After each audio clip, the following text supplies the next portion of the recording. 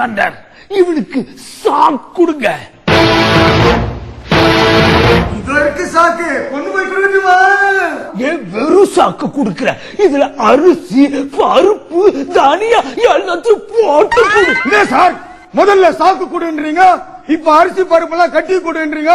ஒரு மனுஷன் எத்தனை தடவை தான் கடைக்கு போயிட்டு வருது? நான் 200 ரூபாய்க்கு கடைக்கு போன குறைச்சி போறியா? காசு கொடுத்து சார், நான் போயிட்டு வரேன். இவனுக்கு கரண்ட் ஷாக் கொடுத்து சொன்னேன்.